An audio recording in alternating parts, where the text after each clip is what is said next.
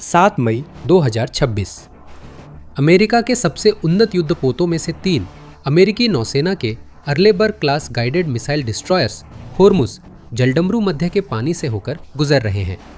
Destroyers की radar screen पर blips और बीप्स की बौछार होती है, अलार्म बजते हैं और अर्ली वार्निंग सिस्टम सक्रिय हो जाते हैं क्योंकि दर्जनों ईरानी सैन्य साधन पता चलते हैं। छोटी नावों के बेड़े, ड्रोन के झुंड और यहाँ तक कि जहाज रोधी मिसाइलों की बौछारें भी सीधे अर्लेबर्ग डिस्ट्रॉयर्स की ओर बढ़ रही है। अमेरिकी नौसेना के युद्धपोत सीधे दुश्मन के घात में फंस गए हैं।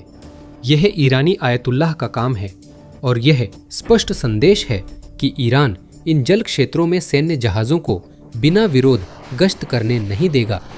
वह अपनी पूरी ताकत के साथ जवाबी हमला कर सकता है और करेगा।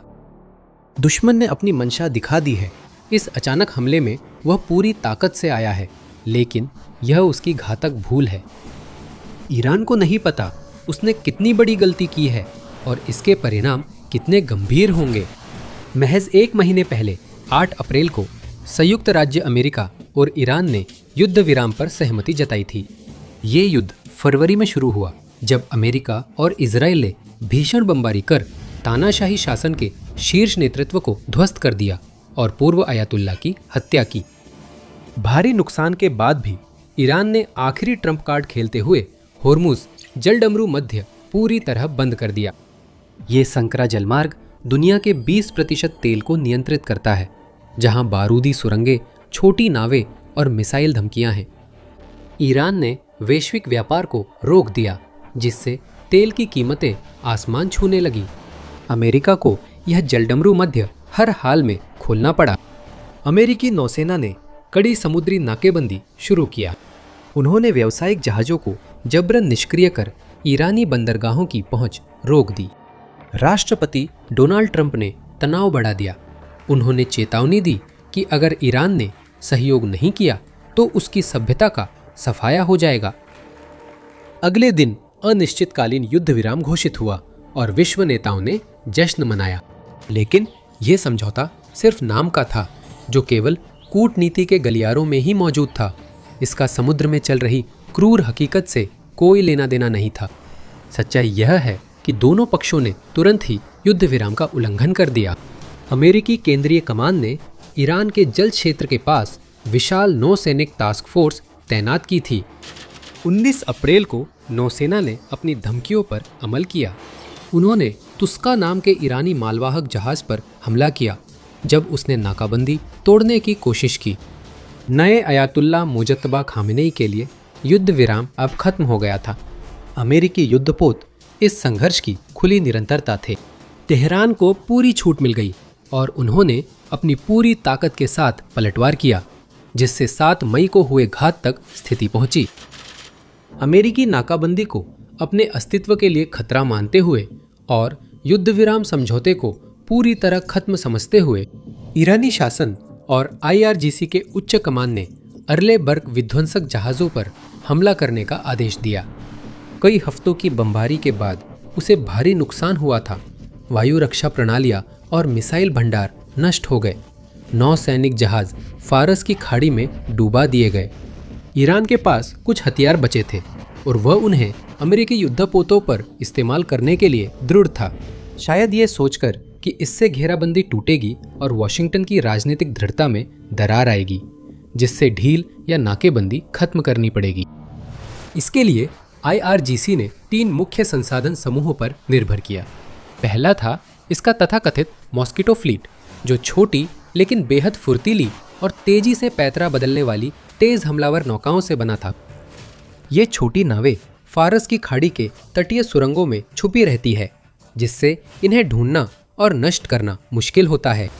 यह ईरान को आश्चर्य का लाभ देता है क्योंकि वह अपनी छोटी नावों को कभी भी जलडमरू मध्य में भेज सकता है, जो इलाके में मौजूद किसी भी विरोधी पोत से भिड़ने को तैयार रहती हैं। हर नाव पर सैनिकों की छोटी टीम होती है, जो दुश्मनों पर झुंड रणनीति, बारूदी सुरंगें, मिसाइलें और मशीन गन से हमला करती है। इन व्यापक अव्यवस्था फैलाने वाले हथियारों के साथ ईरान ने अपने दूसरे साधन समूह एक तरफा कामिकाज़े हथियार भी तैनात किए। तेहरान भले ही दुनिया की सबसे बड़ी सैन्य महाशक्तियों में से एक न हो, लेकिन उसने ड्रोन युद्ध के क्षेत्र में निश्चित रूप से नवाचार किया है और आज इस्तेमाल होने वाले कुछ बेहतरीन स्ट्राइक ड्रोन विकसित किए हैं। रूस ने यूक्रेन युद्ध की शुरुआत में ईरानी ड्रोन पर निर्भरता के बाद अब ईरानी डिज़ाइनों की नकल कर अपने ड्रोन का बड़े पैमाने पर उत्पादन शुरू किया है। वहीं अमेरिका ने भी ईरानी शाहिद 136 को रिवर्स इंजीनियर करके अपना खुद का कम लागत वाला बिना पायलट के लड़ाकू हमला सिस्टम तैयार किया, जिसे लुकूस के नाम से भी जाना जाता है। ये ड्रोन तेज उड़ सकते हैं, बड़े वारहेड के साथ सस्ते और बनाना आसान है, लेकिन ये दुश्मन के साधनों को यहाँ तक कि युद्धपोत जैसे मजबूत लक्ष्यों को भी गंभीर नुकसान पहुँचाने में सक्षम है। आखिरकार रिपोर्टों के मुताबिक ईरान ने तटीय रक्षा बैटरियों से अमेरिकी विध्वंसकों पर जहाज रोधी मिसाइलें दागी। छोटी नौकाओं की तरह ये बैटरियां भी अक्सर तटीय इलाके की चट्टानों और उभरी हुई सतहों के बीच छुपा दी जाती है, जिससे इन्हें पहचानना मुश्किल हो जाता है। हालांकि अमेरिका कुछ को नष्ट करने में सफल रहा है, लेकिन ईरान के पास अभी भी कुछ बैटरियां बची हुई है और उन्हें सुरक्षित रखने के लिए ईरान नियमित रूप से गुप्त रूप से उनकी जगह बदलता रहता है। इन संसाधनों को एक साथ लॉन्च कर ईरान की योजना स्पष्ट थी। उसे पता था कि इनमें से कोई भी हथियार अकेले किसी एक आर्लेबर्ग विध्वंसक के लिए भी कोई समस्या पैदा करने के लिए पर्याप्त नहीं होगा। 3 की तो बात ही छोड़िए, लेकिन इन्हें मिलाकर ईरान को उम्मीद थी कि वह अमेरिकी जहाज़ों पर मौजूद एजिस कॉम्बैट सिस्टम्स को मात दे सकता है, जहाज की रक्षा प्रणाली को संतृप्त कर सकता है और वास्तव में उन्हें इतने ज़्यादा लक्ष्यों से घेर सकता है कि वे सभी का मुकाबला न कर सके। ये बदले में इतना हो सकता है कि उन लक्ष्यों में से कुछ जहाज की रक्षा प्रणाली को पार कर जाएं और कुछ नुकसान पहुंचा दें। संक्षेप में IRGC जानता था कि उसके अधिकतर ड्रोन, मिसाइलें और नावें खो जाएंगी, लेकिन अगर उनमें से बस कुछ ही अपने लक्ष्यों पर लग जाए तो वह रणनीतिक जीत का दावा कर सकता है। ड्रोन, नावें और मिसाइलें होर्मुज जलडमरू मध्य की लहरों पर चीखती और करीब आती रहीं। ड्रोन नीचे उड़ रहे थे ताकि न रोका जा सके। मिसाइलें तेजी से उड़ रही थीं। नावें बचने के लिए इधर उधर जिगजैग कर रही थीं।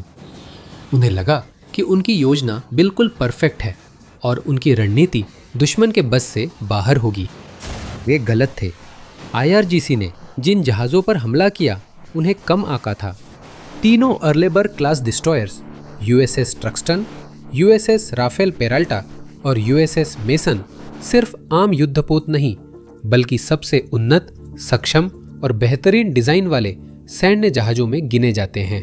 इन्हें शीत युद्ध के अंतिम चरणों में विकसित किया गया, जब अमेरिकी नौसेना को भविष्य के युद्ध में मिसाइल हमलों, पनडुब्बियों, लड़ाकू विमानों और इलेक्ट्रॉनिक युद्धक हमलों के एक साथ होने पर भारी निर्भरता की उम्मीद थी।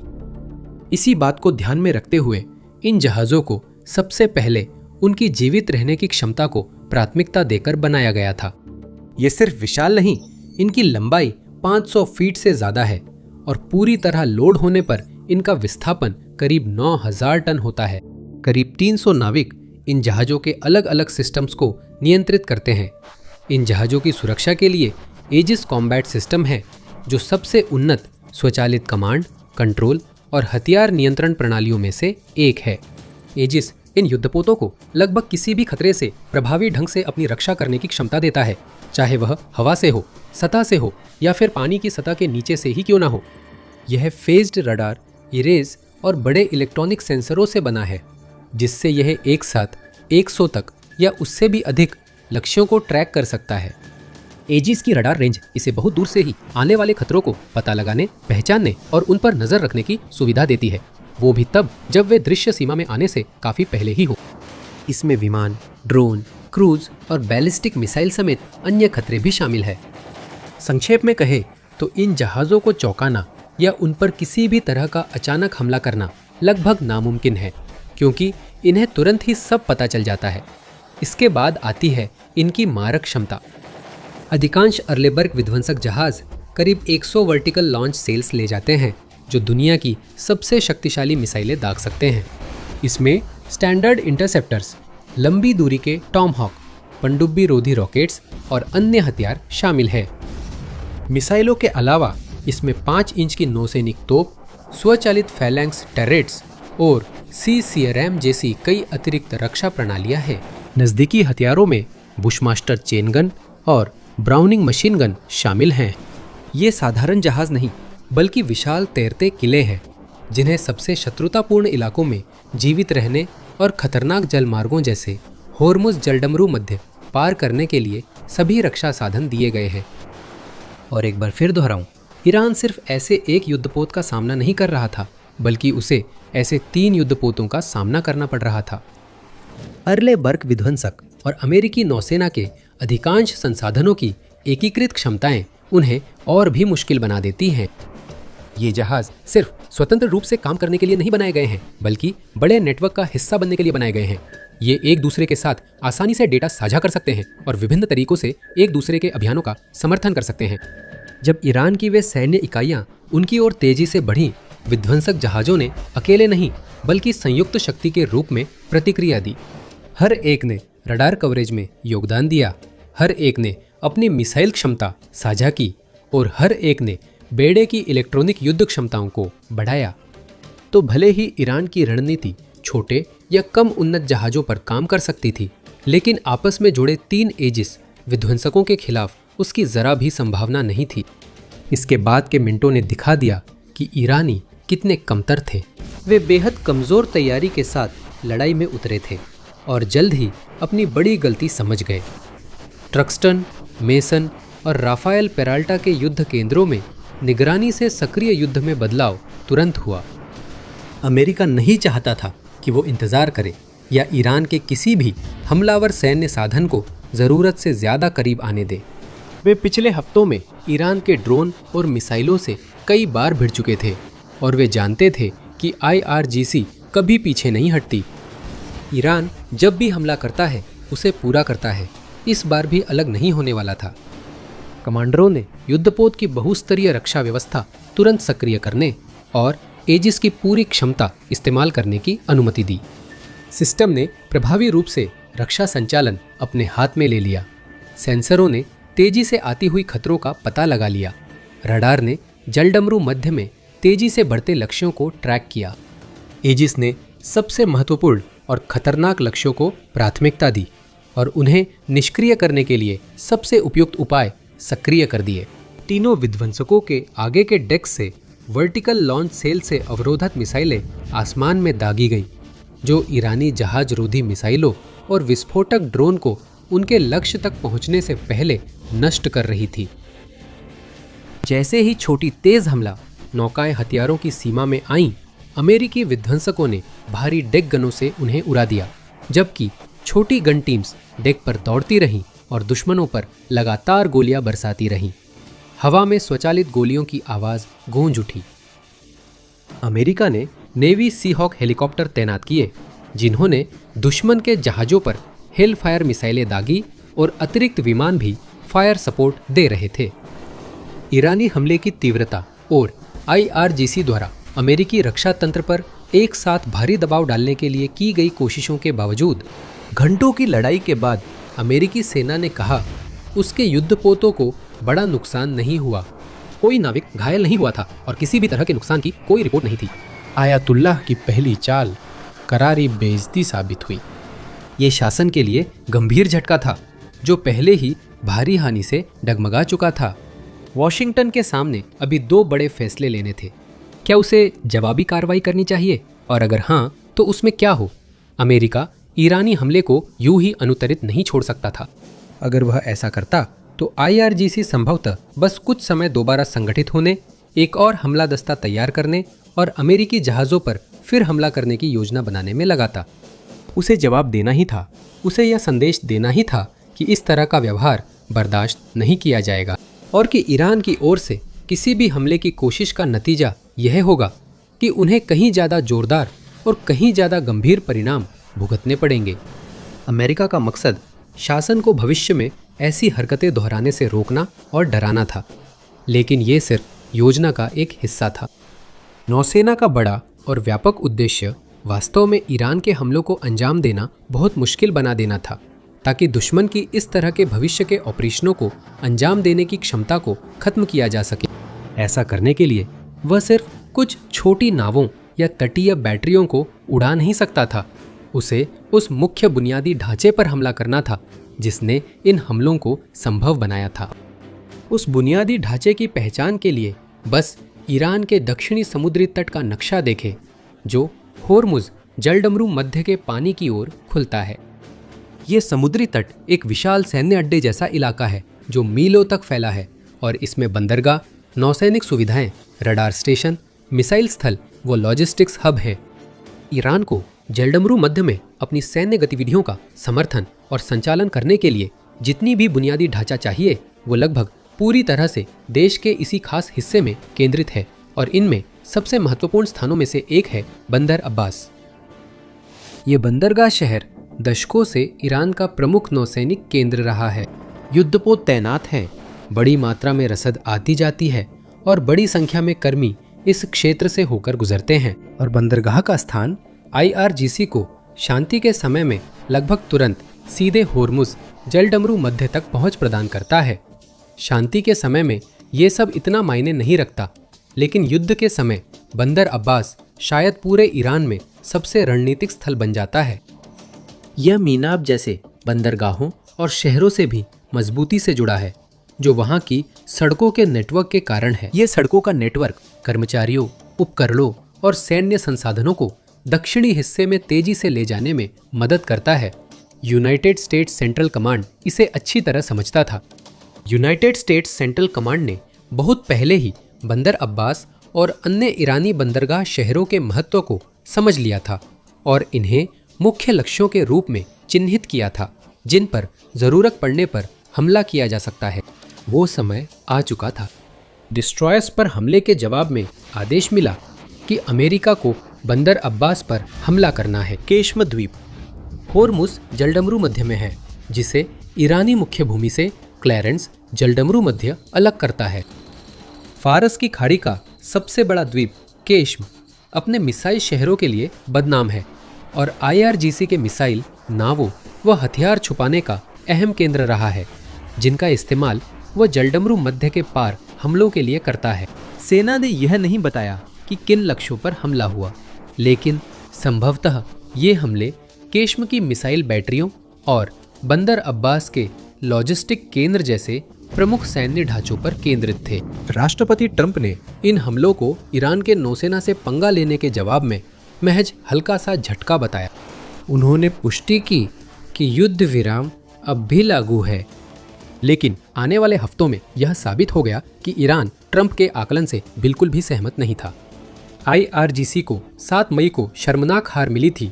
वो अपने जख्म सहला रहा था और तटीय मिसाइल बैटरियों, नावों के बेड़े व नौसैनिक अड्डों के नष्ट होने का खतरा था। बंदर अब्बास और केश में ईरानी सेना के नेतृत्व ने महसूस किया कि कुछ तो बदलना ही होगा। संयुक्त राज्य अमेरिका की नौसेना के साथ कोई भी और सीधी खुली भिड़ंत शायद बिल्कुल उसी तरह घटित होगी। विरोधियों के पास ज्यादा ताकत और मजबूत रक्षा थी। ईरान का हमला इतना कमजोर था कि उन्हें कोई नुकसान नहीं हुआ। IRGC के पास खुले समुद्र में अपने दुश्मन का मुकाबला करने की लगभग कोई उम्मीद नहीं थी और ना ही वे अमेरिका के सटीक हवाई हमलों का जवाब देने के लिए कुछ कर सकते थे। वो पिटा और घायल था, लेकिन पूरी तरह लड़ाई से बाहर नहीं था।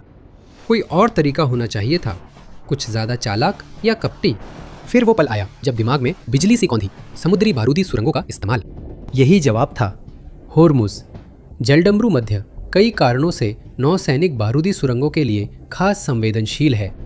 सबसे पहले ये काफ़ी उथला है, जिससे बारूदी सुरंगें बिछाना आसान हो जाता है और जो भी जहाज़ ज़्यादा पास से गुजरता है उसे भारी नुकसान पहुंचाने की संभावना रहती है। दूसरा, इतनी महत्वपूर्ण जलमार्ग और वैश्विक व्यापार में बड़ी भूमिका के बावजूद यह हैरान करने वाली तरह से संकीर्ण है, जहां मुख्य शिपिंग लेन सिर्फ कुछ मील चौड़ी हैं। अगर IRGC सही जगह पर बारूदी सुरंगें बिछाने में सक्षम हो जाता तो वह प्रभावी रूप से जलडमरू मध्य से होकर गुजरने वाले सभी यातायात, चाहे वह व्यावसायिक हो या सैन्य, को पूरी तरह से ठप कर सकता था और आखिरकार अमेरिकी युद्धपोतों को बाहर निकालने के लिए मजबूर कर सकता था, क्योंकि वे भी अपने जहाज़ों में छेद का जोखिम नहीं लेना चाहेंगे। IRGC के पक्ष में ये बात थी कि माना जाता है कि उसके पास इन बारूदी सुरंगों का काफी बड़ा भंडार है, जिनमें साधारण संपर्क सुरंगों से लेकर अधिक उन्नत मॉडल तक शामिल है, जिनमें ध्वनि या जल दबाव में बदलाव का पता लगाने के लिए संवेदनशील सेंसर लगे होते हैं। ईरान को बस इतना करना था कि वह जलडमरू मध्य में इन विस्फोटकों को बीज की तरह बिखेर दे, ताकि यातायात का प्रवाह रोका जा सके। हमेशा के लिए अमेरिका को मजबूर करना था कि वह कमजोर स्थिति में वार्ता की मेज पर लौटे। असली चुनौती थी इन बारूदी सुरंगों को बिना पकड़े और बिना रोके बिछाना। इसके लिए ईरान ने एक बार फिर अपनी छोटी नावों के बेड़े का सहारा लिया, जिसमें गुप्त कम प्रोफाइल वाली नावों का इस्तेमाल किया गया, जिन्हें अक्सर नागरिक जहाज़ों जैसा दिखने के लिए डिज़ाइन किया गया था, या उन्हें फीके बिना चमक वाले रंगों में रंगा गया था ताकि वे पानी में घुल जाएं, और अंधेरे का भी सहारा लिया गया। IRGC को उम्मीद थी कि यह रणनीति जल्दी सफल होगी। वह सिर्फ पीछे बैठकर देख सकता था और धमाकों का इंतजार कर सकता था जब अमेरिकी जहाज पानी के नीचे विस्फोटकों की ताकत महसूस करते। जैसे महम 3 उदाहरण के लिए 300 किलोग्राम की लंगर से बंधी बारूदी सुरंग जो 100 मीटर गहराई पर रह सकती है और ध्वनिक या चुंबकीय सेंसर से सक्रिय होती है। ईरान के बारे में यह भी जाना जाता है कि वह महम 7 का इस्तेमाल करता है, जो समुद्र तल पर बैठती है और चुंबकीय तथा ध्वनिक सेंसरों पर निर्भर करती है, ताकि गुजरते जहाज़ों का पता लगाया जा सके, साथ ही सोनार डिटेक्शन से बचा जा सके। अपनी शंक्वाकार आकृति के कारण ये माइंस पर्याप्त मात्रा में जलडमरू मध्य को रातों रात खतरनाक बना सकती है और इन्हें ढूंढने और सुरक्षित रूप से हटाने के लिए हफ्तों या यहाँ तक कि महीनों तक भी बारूदी सुरंग हटाने के प्रयासों की ज़रूरत पड़ सकती है।